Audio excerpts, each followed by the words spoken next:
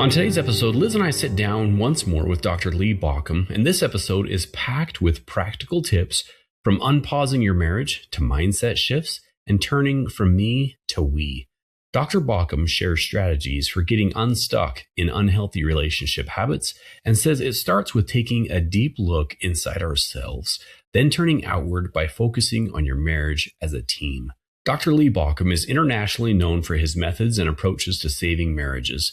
For more than 3 decades, Lee has been helping people around the world save, restore, and create the marriage they deserve and desire. He is the author of the book, How to Save Your Marriage in 3 Simple Steps, in addition to 6 other books. And he's the creator of the highly effective internet marriage program, Save the Marriage. Lee is also the host of 2 popular podcasts, Thrive Nation and Save the Marriage. You can find out more about Dr. Baucom and his resources at savethemarriage.com. We hope you enjoy the show.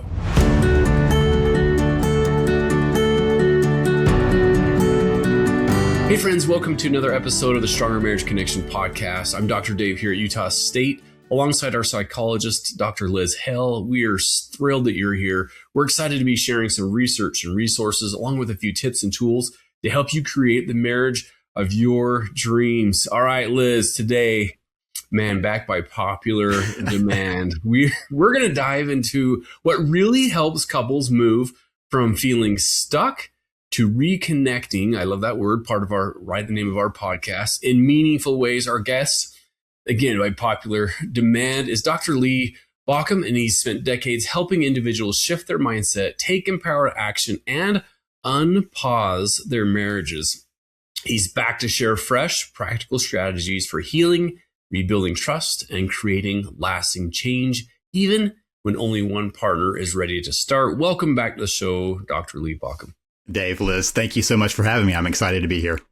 Yeah, and I don't know, Dave, if you remember, but I've followed Dr. Baucom for decades. It's fun because we're very similar in our Don't style. Talk about that. And what we think. I know how long it's been. Yeah, I know. It's been a while. Lee, it's been a while for both of us. Yeah, it should be Legend Lee here is back with us, friends. Yeah, so thankful to have you back. Looking forward to our discussion, Lee. So let's dive right in. Can you share with us, with our listeners, right up front, Lee, about the pause button marriage? Can you explain, kind of set the groundwork for us? What is a pause button marriage? Unfortunately, it's what most marriages end up at. And it's by accident. I never assume that somebody does this on purpose, or at least they know what's going on. But, you get married. And so you've spent all this time courting each other and falling in love and deciding you want to make this commitment. You make the commitment, and then life is rolling, and you realize you've got to stop all of that intensity and get back to living. And so you think to yourself, we're going to have time after things settle down to get back to our marriage and get back to that love that we had. And so you hit the pause button, and it may be because, we got to be parents. We got to do the kid thing, or maybe I've got to do a career thing. Or for some people, it's hobbies. They've got some athletic event they want to do or something, and it's out there. But what I've noticed is the pause button, once it's hit, there's this mission creep on when you get back to it. I used to hear all the time people going, we figured we'd have retirement together. And I'm like, that's a long span, between we got married and had kids to retirement. And they think that they can just kind of wait it out, kind of suspended animation. And so what a lot of times it's like, well, once the kids are out of diapers, in school, out of school, in college, out of college, after the grandkid, and it keeps on moving. And part of the reason is because you lose track with each other, and it gets easier to just let that state sit. And so I think a lot of times people think that it's kind of like, those science fiction movies where you're going to the far planet. So you just go into suspended animation, and you get there, you reanimate, and here we are. And they don't realize that that's not what relationships do. They either are expanding and growing, or they're shrinking and disconnecting. And so the pause button is just simply when people thinking that they've got to do life, hit the pause and want to come back to us later, only to discover that us evaporated along the way. Mm-hmm. Yeah. Wow, that's powerful. I've never heard that concept, Lee, but man, yeah, it rings true. I see it. I know that I've experienced kind of that pause button at times when, yeah, life gets crazy and hectic. And then we just naturally, you wouldn't even maybe necessarily mean and nasty to each other. We just kind of naturally have drifted in these little, floating down the river of life. And we've kind of distanced ourselves apart without almost not even realizing it until, yeah, then you go back and you're like, wait, where'd she go? Yeah, it's challenging. Wow, thank you. Yeah. Yeah. And unfortunately for a lot of people, they think that I'm saying that you only have to be about the marriage, every day, all the time. And it's not that. It's just that we have to make sure we have the space for the relationship. And most couples just kind of forget that part. The parenting thing, I've watched couples and one of the things I've asked them to do is to go out together, and they'll come back and like, oh, we were able to talk the whole time. And my question is, what'd you talk about? Oh, the kids. I'm like, no, you're defaulting back to your pause. And so the challenge is, are you actually connecting with each other? Yeah. I love that. So partnerships cannot be paused, right? They're not without a price anyway. Not without a price. Yeah. And the question is how quick you realize that. So it's not an instant death. It's a slower suffocation, right? And so you're basically cutting off the connection, which I believe is the lifeblood of the relationship. And so it's kind of like the constricted arteries in a heart that's aging. It's less and less and less until it can close off. But that's the challenge: is can we get it going again, unpause it again before you get to that point? Brilliant reminder, Lee. You also talk, Lee, about these mindset shifts as a real turning point in struggling marriages. What are the most critical mindset shifts that we need to make as couples to move from, let's say, crisis mode to creating real, sustainable connection? Yeah, so there's one, and I think it'll probably come up over and over, and I'll name it, and you're going to go, of course, and that is that there's a shift from me and you to us, we, as I talk about it. It's the big we. We are in this together. We're a team. That is the number one shift, and the number one most misunderstood shift, because I was listening to a podcast not long ago, and they were talking about how you've just got to stay so individual in your marriage. And I'm like, I know what you're saying. I understand you want to stay as distinct, but you do have to have a mindset that, kind of like being on a team. We're on this team together. Doesn't mean you lose yourself to the mass of the team, but you bring your best self to it, which is the other mindset shift that I think it follows up on that you've got to keep bringing your best self to it. Am I out to keep playing this game, even if my teammate is not able to play at 100%? Maybe they're hobbled a little bit today and I've got to pick up the pace. I play a lot of pickleball these days. And so that, I always think about, how do I need to cover for my partner? And how do I understand my partner's weaknesses and strengths? How do I make sure they keep into their strengths? And so we play as a team. And one thing that teams don't do is they don't tear each other down. So if my partner misses a shot, I'm like, good try, let's do better. Or I set you up, I'm so sorry for that. I take responsibility for how, instead of going, you missed that shot, it's like, wow, that 2 back was my fault. And so having that mindset of being a team, of being a we, and bringing your best self are probably the 2 biggest ones that I think make a difference.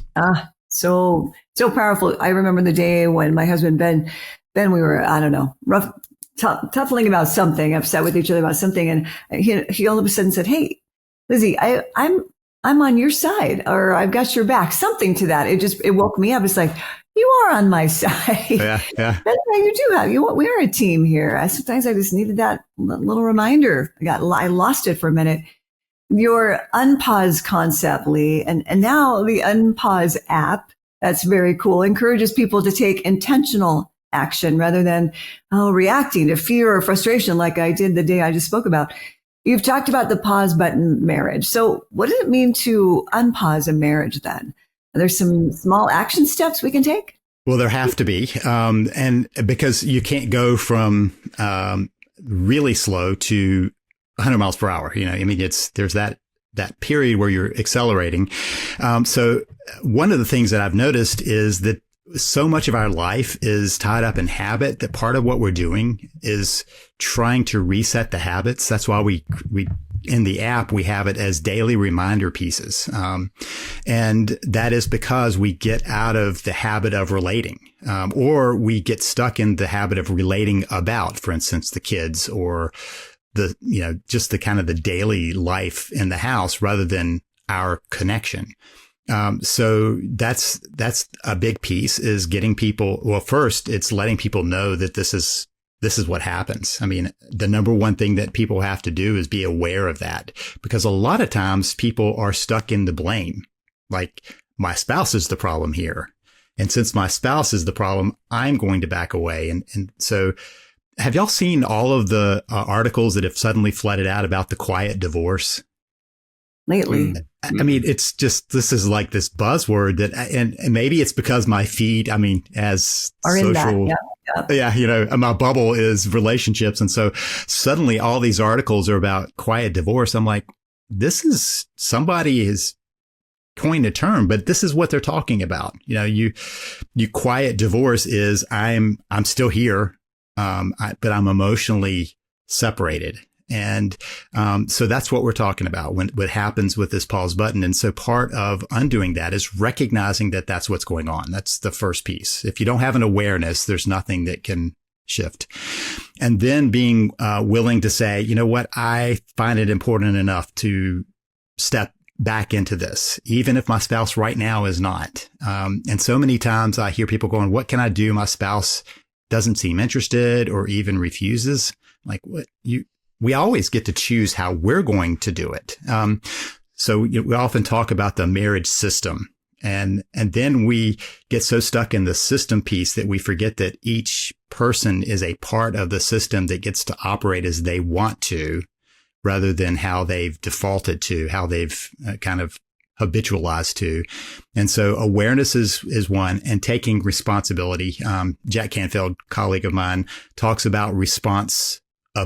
I have the ability to respond differently. And I find that to just nice, play on that word. I've got a responsibility.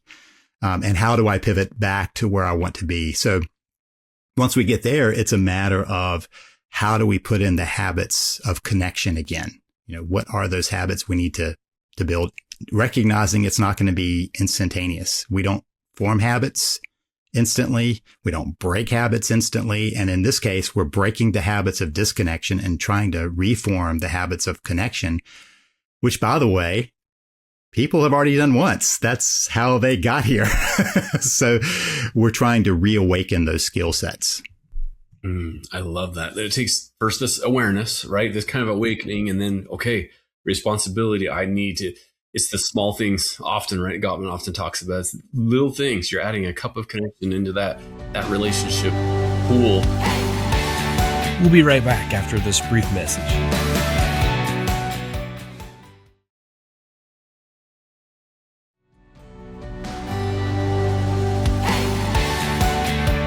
And we're back. Well, let's dive right in. Lee, I love that your work emphasizes that even one partner can begin to make the call and unpause a marriage. Why is personal empowerment so powerful in relationship change, and what does that look like in practice? Well, the power of it is that you no longer have to play there's nothing I can do. There's nothing more disempowering or hopeless building than feeling like there's nothing you can do. Charles Snyder back in the 80s talked about hopelessness or hope, having hope as a formula. And what happens when you don't have one of the three components of hope is hopelessness. And the three components, you break it down. One is you've got to have a willingness to get somewhere. You have this place you want to get to. Well, let's break it down first to I have a place I want to go. There's this place. I want to have a loving, connected, warm, supportive marriage. Okay. Now we have where we want to go. The second thing is you've got to know how to get there. And, so there are lots of people who want to have that. A lot of people go, I've never seen that. My family, I didn't grow up with that. We didn't ever create that ourselves. So they don't have a skill set. So we can build in some skill sets, but that's just learning, right? That's the easiest part. We can find the components and say, here's how you do it.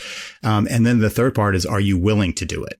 And personal empowerment is that last piece. Am I willing to do this? Am I willing to take it on? And if you have those three pieces, that's what they realized created a hope. And if we don't have hope, we're in trouble. So building that hope and finding, and so it's, in coaching, I work with people and I can just, which of those are missing when they're at that point, which one's gone? And if they're like, I don't have any idea what I would want to get to, we can work on that. The only one that you can't bring to somebody is that last piece of, I'm willing to do it. And that's the empowerment piece. That's nice.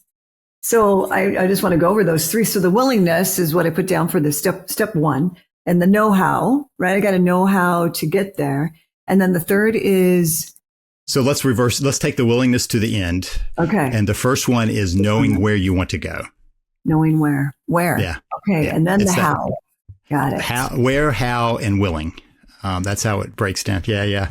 And I love that because it makes it so simple. We have this, you have hope or you don't, and it's kind of ethereal and nobody knows how to control it. But if you know that those are the three pieces, then the question is, which one is broken right now? And a lot of times a spouse has lost the, kind of the idea of where to go, or a spouse has lost the idea of, willingness to get there. But if you're able to step back and say, I see where I want to go and I see some ways to get there and I'm willing to do it, suddenly we're talking about taking those actions. One of the images I always carry is that marriage is always like a dance. The couples learn their dance steps together and you step on each other's toes for a while, but then you kind of find a groove. And in this little dance of disconnection, you've kind of stepped away and maybe you're kind of doing the steps again, but you might as well be just dancing solo. And so the question is, can you go back in and change the steps a little bit? Maybe make it so that it's something you both want to be a part of. Mm-hmm. Nice. Thank you for simplifying it. For me on that, Lee, oh my gosh, the where, the how, and the willingness. Okay. Can't read my own writing. Thank you. I love it. With your Save the Marriage system, which is so exceptional, and your work, of course, with countless couples, what are the most common, like a misdiagnosis you see, where the places where we misunderstand the real problem? How does reframing that issue change everything?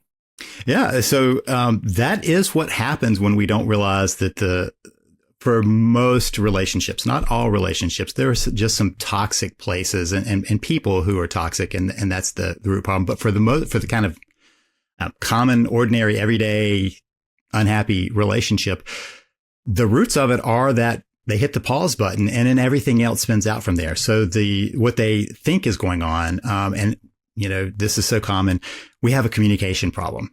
I've had so many people come to my office and say, we just need to learn to communicate better. And I'll sit there and talk with them for a while and I'll go, I've understood both of you perfectly. There's nothing you said I didn't understand. This is not a communication issue. This is a connection issue. But they've been told that so many times in different places that communication is a misdiagnosis. The one that gets a little sticky for people is affairs. Because affairs generally, there are some exceptions for addictions and other pieces, but generally, again, ordinary cases, affairs are because of the disconnection, that we are so tied into connection that we find ourselves connecting in places we shouldn't, right? The possibility of connection lures people in. And so people go, well, what happened to our marriage? Well, he or she had an affair, and it's generally the secondary piece. The disconnection was what led to that. Those tend to be some of the big ones that, people see. But then when they're fighting, couples often fight, the big five things I hear people talking about are, kids, religion, in-laws, sex, and money. I mean, those are the big five. And if you start looking at that, all of the fights around those are usually about a lack of we are in this. It's my money, your money, instead of our resource. How are we going to deal with our resource? How are you parenting? How am I parenting? Rather than how do we want to be parents in this? Your family, my family, instead of I'm now a part of your family and you're now a part of mine. That's our joint family. You start looking at sex. I mean, there's no more clear place of we are together than that. But when it's what am I getting? What are you getting? Who starts it? Who, dismisses it, or however that is, it ends up being a fight about a physical connection. Instead of talking about our disconnection, it ends up being about that. So all of those 5 areas tend to just have their roots in disconnection, leading to you versus me kind of mindsets. Yeah, man, I'm taking notes here. This is good stuff. Yeah, this is awesome. Lee, many of our listeners, they feel stuck. They feel stuck because their partner is reluctant, they are withdrawn or uninterested in working on the relationship. What are your most effective strategies for helping someone create connection, even when their partner isn't currently on board? So let's talk about one way not to, and that is to become. So I have this dynamic, and I didn't create the dynamic. I just kind of named it. It's the chaser, spacer, or pacer. So that's that whole pursuer, distancer thing. But you're chasing or you're spacing. It's kind of the dynamic they get into. So we've got this person who wants to reconnect, and they often get into a chaser mindset. I'm going to pursue this, and they get the exact opposite. Their spouse, the spacer at that moment. And by the way, that's not a role that people can't shift out of. And I've seen plenty of people who are spacers until their chasing spouse finally goes, I give up. And then suddenly they're chasing because what you're trying to do is find a safe distance. And so if I'm running faster, and so it's kind of like, how close do you follow a car on the highway? Well, you got to leave some more space if they're coming on you faster. And so that's the same kind of thing. How close feels safe and how distant feels safe. So, if they recognize that chasing pattern, one of the differences between that and a pacer is a pacer does invitational kind of things. For instance, hey, I was thinking about going and getting a cup of coffee. Would you like to go with me? And the spouse, instead of going, we need to have a date night, let's go have a date, which feels very chasey if they're disconnected, can say, I'd rather not, at which point I encourage them to say, that's fine, I'll be back, and go get their cup of coffee. Because you don't want it to be where you're just going, oh, well, I'm not either if you're not going to, because again, pressure. But to be able to do things like that, I'm going to go take a walk. Would you like to go with me? I'm thinking about watching that new series. I mean, of all the low kind of chasing things, I watch a series together. It's side by side, and that could be a starting point. So doing small things like that. Another one that I like, there's been a lot of controversy lately over the love languages, but I think that's still a foundational kind of help for people, a tool to ask, have I just been not speaking a way of love that my spouse understands? And so kind of understanding that and maybe trying to be a little more intentional about that, rather than if they don't understand what I'm trying to show them, then that's their problem. But to recognize that sometimes we want to speak our spouse's love, and being more intentional about that. Those two kind of approaches of being invitational and trying to make sure it actually hits the mark when you do something. There's nothing more frustrating than thinking you've done something and a spouse is like, I don't know what you're talking about. So that's when it's helpful to at least have those frames in mind of how to do that. Yeah, excellent. We'll be right back after this brief message.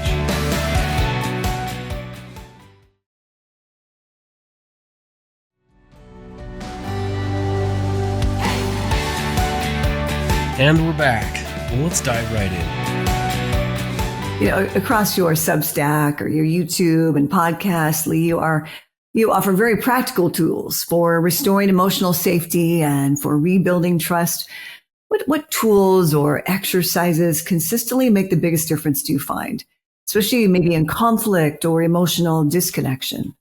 What do you love? So the first one that I think is good for people to attend to is their own self-management. If you're exhausted, if you're not feeding yourself, fueling yourself, resting yourself, de-stressing yourself, if you're not doing all of those things, you're bringing a pretty raw instrument into this process. And so self-management, figuring out how to manage your emotional state, how to not take things personally. That's, for me, is a huge one. I've had conversation. I did martial arts in my youth, and I did jujitsu up until we moved, which was about 3.5 years ago. I did jujitsu for a number of years. And I remember one of the instructors going, nothing's ever personal. You recognize that when somebody is having a reaction, their reaction doesn't make it personal unless you let it be. And I was sitting there going, that's so true in a relationship, to be able to say, okay, my spouse had a hard day, rather than, oh, they think I'm a horrible person, or we're disconnected. And right now our relationship is strained versus I'm a horrible person or they hate me. Having those shifts of being able to not just react is a major one. And that's the self-management piece. If they can do some of the self-management, and my experience is that when people realize they're in a crisis, their self-management takes a dive. So being able to kind of find some ways of self-soothing, of not taking it personally, of taking better care of themselves, gives them a bit of an edge in how they're reacting. One of the things that I try to help people understand is that everybody has a paradigm. They have a way of seeing the world. And your paradigm it's not that one's right or wrong, they're different. And so how you take in those thoughts is something you can become aware of.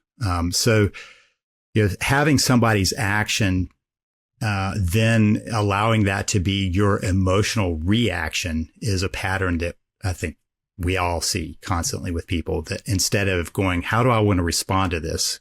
They just react to how it made them feel. So that emotional reacting and emotional thinking are certainly great and not very high targets to hit for people to be able to go, okay, they've got their stuff. I'm not going to take it personally. And to be able to step back a little bit and go, and they're not seeing the world the same way I am. So that brings up one other tool that I love to work with people on, and that's being curious.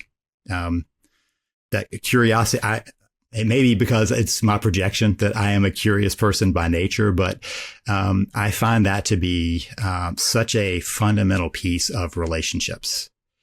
And when people say, I don't know how I can be empathetic towards my spouse, my response is, be curious. Just wonder, how do they see the world? How is it that they're taking it in? How are they processing that? Because curiosity is always what comes before empathy. If you can be curious, you can move towards empathy. Ah, good. That's a beautiful one. Really good. Lee, after more than 30 years plus as a therapist and a coach, I'm curious, what patterns separate the couples who simply stay together from those who truly thrive, right? What mindsets or habits you've talked about do you see in relationships that grow stronger over time? Yeah, so we talked about that thought process. Couples who are able to, and this is always a moving target, but able to see themselves as a team, as a we. The thing that is deceptive about that is just because you get there doesn't mean you're always there. What I've determined in our marriage, in my marriage, is that I find another thing. Right. Like, oh, I'm not thinking about we there. It's another opportunity of thinking, how are we a team here? And it keeps coming up. So it's not like you go, oh, got that, check that off, got it going, but it's a lifetime learning piece. So that is probably the biggest determining factor I see in success in a marriage is having that mindset. And right behind that is recognizing the choice of how do I want to show up? Who do I want to be in this relationship? Who do I want to be in life? What do I want to bring forward? That place of choice. So I choose to be a part of this team. We are a team. How are we going to work together to be that that best team we can be, not the best team ever. That's the myth. People are like, I want to be the best marriage ever. Have the best marriage you want, have the one that you want to have. Don't compare it to others, because that comparison is what kills a lot of good marriages. They look from the inside on somebody else's outside and go, we don't do that. And I don't know how many people I've had come to me at the end of their relationship going, all of our friends used to always think that we had the best marriage and they were so envious of our relationship. And I talked to them, I'm like, image was spit shine, but you weren't where you needed to be. And so being real with each other, being vulnerable with each other is a piece of being a team. If you can't be honest with your teammate, it's going to be hard to have a winning game. The spit shine. That's a good way to say that. I never know. I have a lot of humility. Like, I don't know what's going on behind closed doors, right? I would never want to make some kind of determination on happy marriage, unhappy marriage. Like you're sitting at church. I just don't know. Anything is possible behind closed doors. Well, so I've had the experience of having several influencer couples come to me, and I'll watch people like, I so envy your relationship. I'm going, you guys have no idea, and none of us do, right? And you shouldn't have to. And we're such an image-driven culture that it's almost unfair to people. We have these images of what holidays are going to be like, what parties are supposed to look like, what marriage is supposed to look like.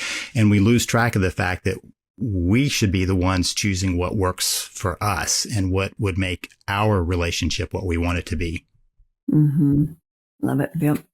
Well, Dr. Baucom, you have so many helpful resources for couples. Can you share more about what you offer and where our listeners can find out more about you? So you named the Unpause app. So unpauseyourmarriage.com is the website.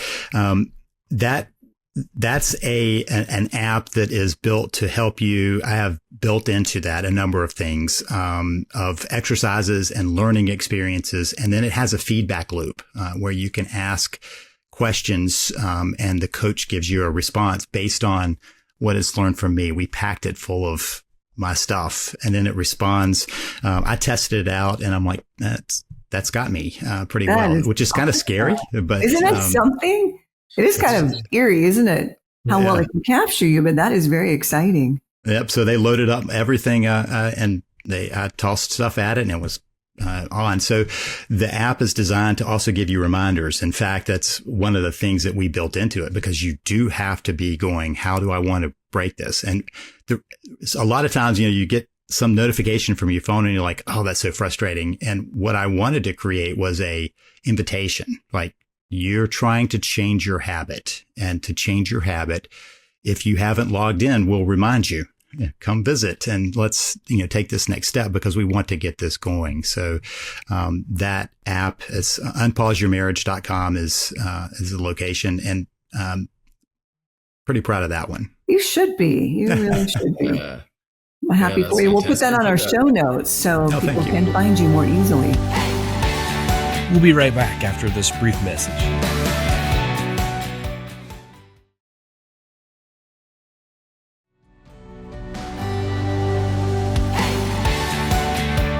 And we're back. Well, let's dive right in.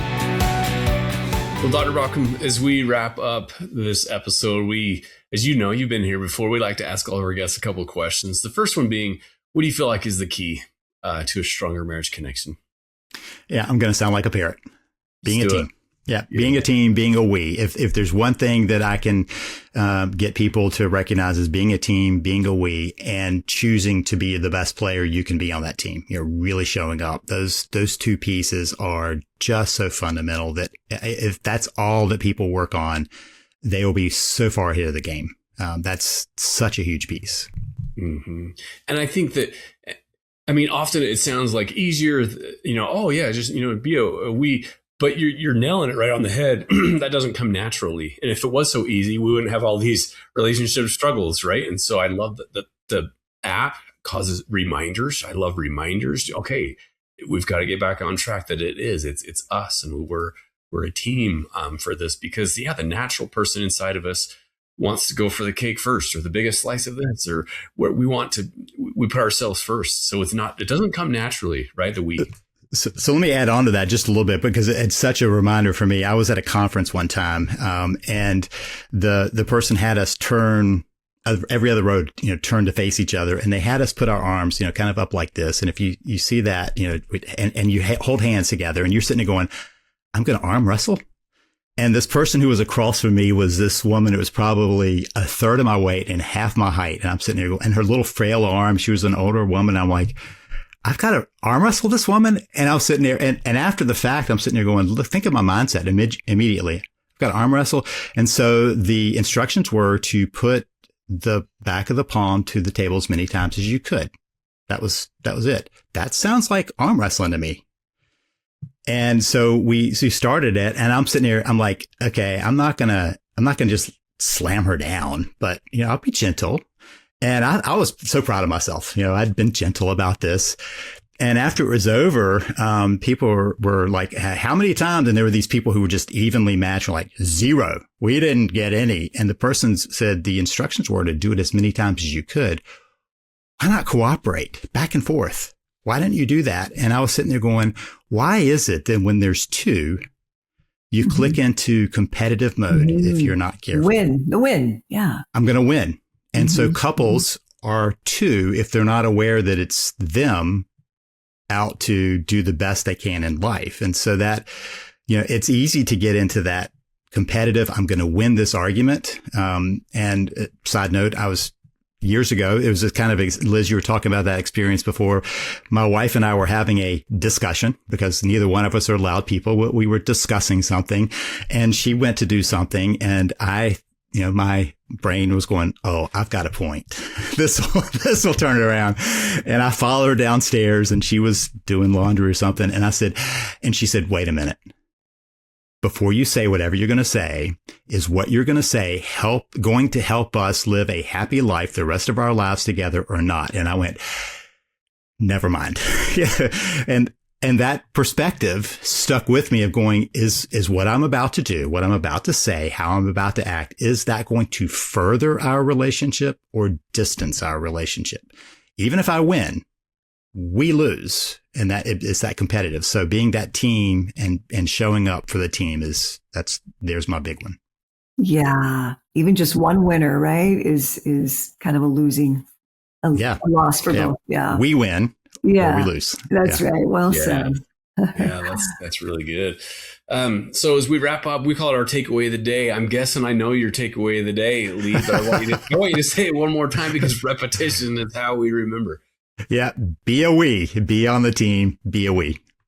Love it. Yeah. Liz, what about you? What's your takeaway of the day with Dr. Baucom? Well, around here, we like to say, be curious, not furious, right? Dave, I love that. And I've never thought about curiosity can lead to me being more empathy. So I love that being curious leads to empathy. It's a precursor to empathy. Beautiful. Yeah. I love it. And Dave, what's your greatest golden nugget in your takeaway today with Dr. I wrote down several things, Lee. I know it's that, it's where we want to go. It's how am I going to get there? And then the willingness. And that willingness is that I think it feels like it starts with humility, right? I got to drop, and that's part of that weakness of I got to drop me. That takes humility. And am I really willing? Yeah, to do this, or to start doing more of something or less of something, and do it for us rather than for me. So, man, Lee, can't thank you enough, my friend, for joining us again. This has been super helpful. Thanks for coming on. No, thanks for having me. All right, friends, that does it for us. We'll see you next time on another episode of the Stronger Marriage Connection podcast. Yep, and we've loved having you join us. Thank you so much for that. And do remember, it's the small things that create a stronger marriage connection. See you soon. Thanks for joining us today. Hey, do us a favor and take a second to subscribe to our podcast and the Utah Marriage Commission YouTube channel at Utah Marriage Commission, where you can watch this and every episode of the show. Be sure to smash the like button, leave a comment, and share this episode with a friend. You can also follow and interact with us on Instagram at Stronger Marriage Life and Facebook at Stronger Marriage. So be sure to share with us which topics you loved or which guests we should have on the show next. If you want even more resources to improve your marriage or relationship connection, visit strongermarriage.org, where you'll find free workshops, e-courses, in-depth webinars, relationship surveys, and more. Each episode of Stronger Marriage Connection is hosted and sponsored by the Utah Marriage Commission at Utah State University. And finally, a big thanks to our producer, Rex Polanis, and the team at Utah State University, and you, our audience. You make this show possible. The opinions, findings, conclusions, and recommendations expressed in this podcast do not necessarily reflect the views of the Utah Marriage Commission.